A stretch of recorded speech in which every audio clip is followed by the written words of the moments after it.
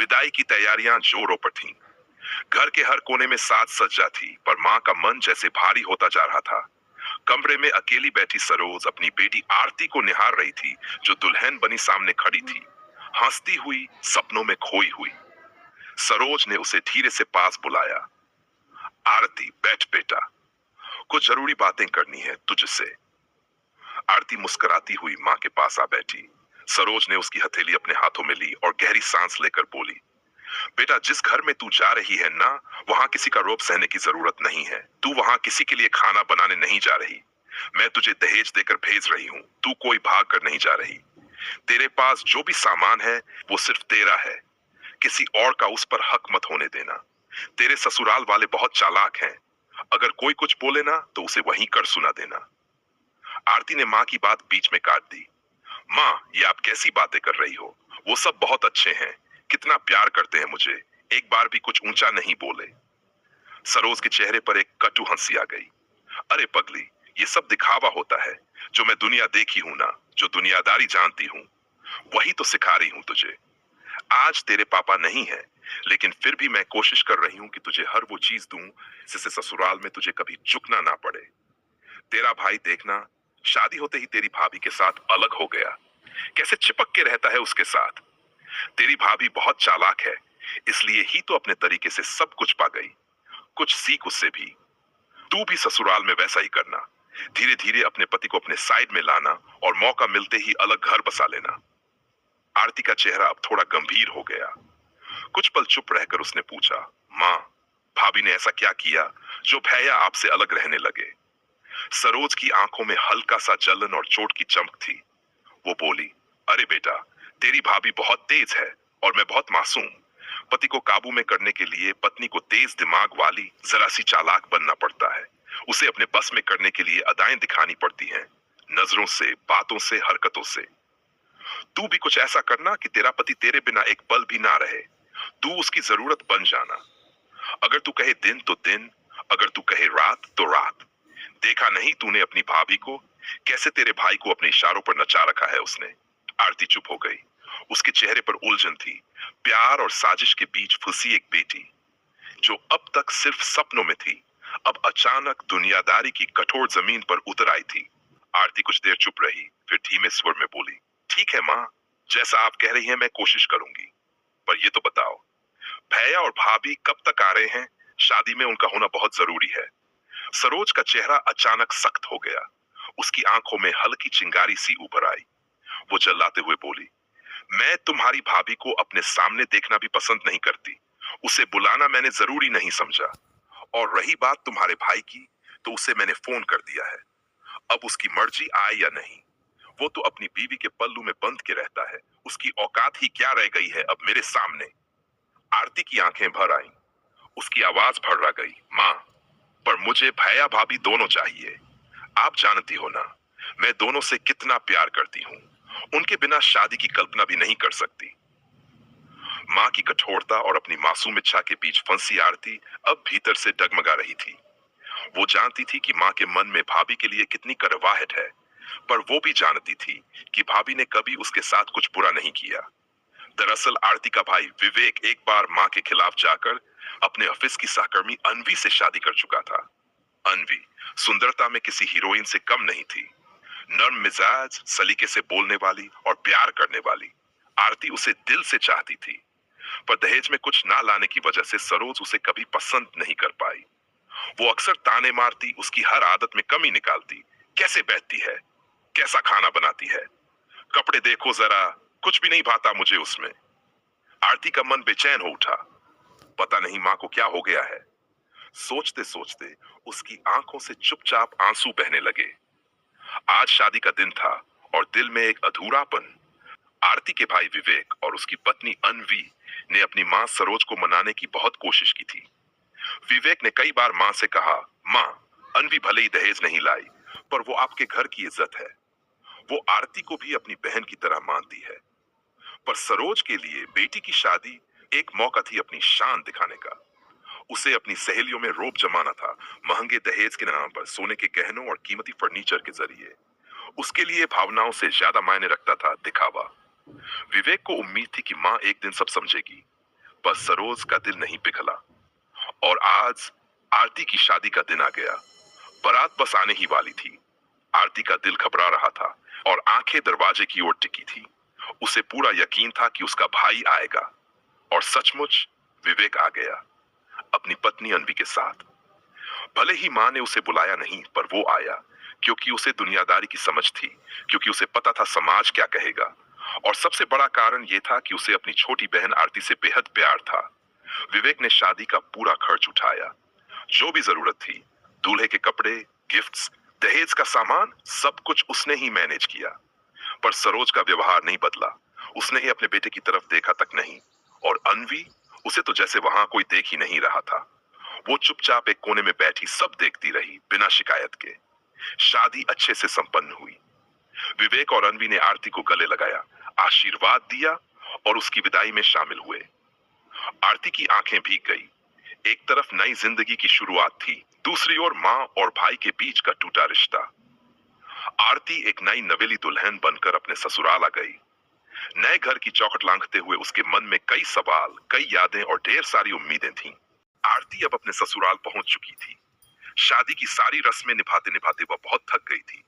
पूरे दिन हंसी मजाक, मिलने जुलने और रस्मों का सिलसिला चलता रहा। रात जब अपने कमरे में पहुंची तो थकान उसके चेहरे पर साफ झलक रही थी। जैसे ही बिस्तर पर लेटी, आंखें कुछ ही पल में भारी हो गई और वह मीठी नींद में डूब गई। अगली सुबह सूरज की पहली किरण के साथ आरती जाग गई। नई दुल्हन की तरह सज धज कर, हल्की मुस्कान के साथ जब वो अपने पति के साथ नीचे आई तो उसके कदमों की आहट से घर की रौनक और बढ़ गई। सास ससुर ने उसे देखकर बेहद स्नेह जताया। सासू मां ने प्यार से मुस्कुराते हुए कहा, बेटा, आज तुम्हारा पहला दिन है, तो जरा कुछ मीठा हो जाए। उनकी आवाज में इतना अपनापन था कि आरती के मन में जो थोड़ी घबराहट और डर था, वो जैसे पल में पिघल गया। सासू मां ने सारा खाना पहले से बना रखा था। सिर्फ गाजर का हलवा बनाना आरती के लिए छोड़ दिया था। आरती ने झटपट हलवा बनाया। जब वह किचन से बाहर आई तो देखा कि सास, ससुर और उसका पति डाइनिंग टेबल पर उसका इंतजार कर रहे हैं। आओ बेटा, गर्मा गर्म खाना खाते हैं, सासू मां ने कहा। डाइनिंग टेबल पर सभी हंसी मजाक करते हुए बहुत आत्मीयता से खाना खा रहे थे। आरती को अपने ससुराल का ये व्यवहार देखकर बहुत अच्छा लगा। जो डर उसकी मां ने मन में भर दिया था, वो सब झूठा लग रहा था। इतने प्यारे सास ससुर और इतना समझदार व सपोर्टिव पति, ये सब उसकी उम्मीद से बढ़कर था। कुछ ही दिनों बाद आरती और उसके पति हनीमून पर गए। वहां दोनों ने बहुत अच्छा वक्त बिताया, एक दूसरे को और बेहतर जाना और रिश्ते को और गहरा किया। हनीमून से लौटने के बाद आरती और उसका पति रोज की जिंदगी में व्यस्त हो गए। दोनों सुबह ऑफिस जाते और शाम को थके हारे लौटते। आरती चाहे जितनी भी थकी हो, अपने फर्ज को समझते हुए हर शाम किचन में अपनी सास की मदद करने जाती। उसके मन में यही भाव था कि ये मेरा घर है और ये सब मेरे अपने हैं। कुछ ही दिनों बाद उसकी सास ने बहुत स्नेह से कहा, बेटा, तुम दिन भर ऑफिस में रहती हो, बहुत थक जाती होगी। अब रोज ऑफिस के बाद आराम किया करो, बाकी काम मैं संभाल लूंगी। आरती को बहुत अच्छा लगा। सास के इन शब्दों में न सिर्फ अपनापन था, बल्कि सच्ची चिंता भी झलक रही थी। उधर आरती की मां रोज फोन करती थी, लेकिन हर बार बातचीत का रुख ससुराल वालों की शिकायतों की ओर मुड़ जाता। बेटा, आज खाना मत बनाना, बोल देना बीमार हो, तुम्हारे साथ सास ससुर से अलग रहो, आजादी से जियो। मगर आरती एक समझदार लड़की थी। वह जानती थी कि हर रिश्ता समय और समझ से मजबूत होता है। वो हमेशा अपनी माँ को यही जवाब देती, माँ, मेरे ससुराल वाले बहुत अच्छे हैं, बहुत समझदार हैं, आप व्यर्थ की चिंता मत किया करो। हर दिन हंसी, प्यार और अपनापन के साथ बीत रहा था। तभी एक दिन आरती को एक कॉल आया। कॉल उसके मायके के पड़ोसी का था। बिटिया, तुम्हारी माँ को अचानक से हार्ट अटैक आया है, हम उन्हें अस्पताल लेकर जा रहे हैं। आरती और उसका पति एक पल भी नहीं गंवाते। दोनों भागते हुए अस्पताल पहुंचे।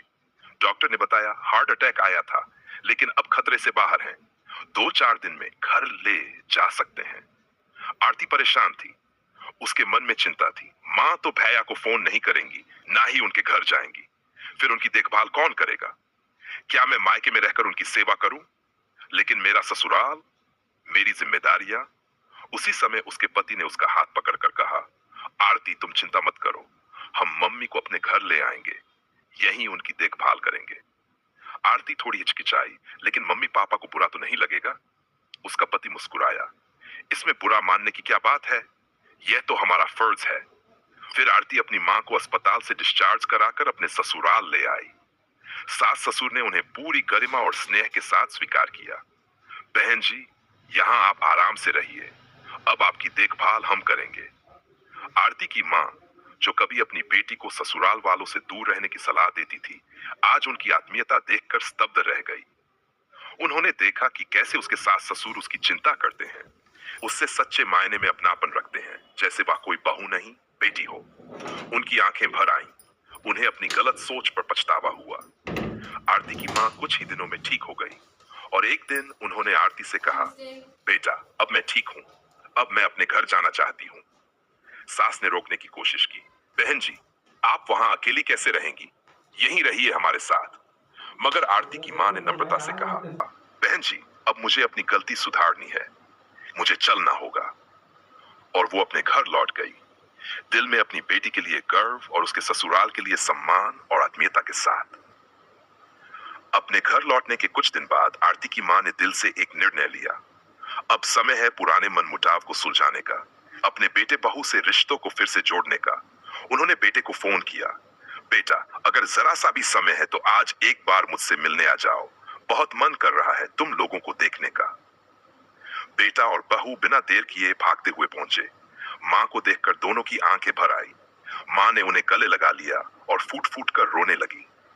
बेटा, बहू, माफ कर दो मुझे, मैंने हमेशा कमियां ढूंढी, कभी तुम्हारे प्रेम को पहचान ही नहीं पाई। तीनों एक दूसरे से लिपट कर रोने लगे। पुराने गिले शिकवे आंसुओं में बह गए। आरती की मां ने भर आई आंखों से कहा, मैं आरती के ससुराल से लौट कर आई हूँ। उनके व्यवहार ने मेरी सोच बदल दी। उन्होंने तो मेरी आंखों पर चढ़े पर्दे हटा दिए। कितने अच्छे लोग हैं। सच्चा अपनापन क्या होता है, वहीं जाकर समझ में आया। मैंने भी बहुत भूलें की हैं, लेकिन अब जो हो गया सो हो गया। अब हम तीनों साथ में रहेंगे, एक परिवार बनकर। बेटे बहू ने भी कहा, माँ, अब हम आपको कभी अकेला नहीं छोड़ेंगे, हम सब मिलकर एक नई शुरुआत करेंगे। और वही हुआ, नई शुरुआत। घर की रौनक लौट आई। अब उस घर में न कोई तन्हाई थी, न शिकवे। सुबह की चाय साथ होती, रात के खाने की थाली हंसी से सस्ती। बहू, जो कभी दूर सी लगती थी, अब माँ की अपनी बेटी बन गई थी। इसी बीच इन आरती का फोन आया। माँ, कैसी हो आप? आरती की माँ मुस्कुराई और बोली, बेटा, जिंदगी में कभी इतनी खुश नहीं रही जितनी आज हूँ। तुम्हारे भैया भाभी अब मेरे साथ रहते हैं, हम सब साथ हैं, हमेशा रहेंगे। आरती की आंखों में चमक आ गई। माँ, आपने बहुत अच्छा किया, भाभी वाकई बहुत अच्छी हैं। जब आप बीमार थीं, रोज फोन करके आपके हाल पूछती थी।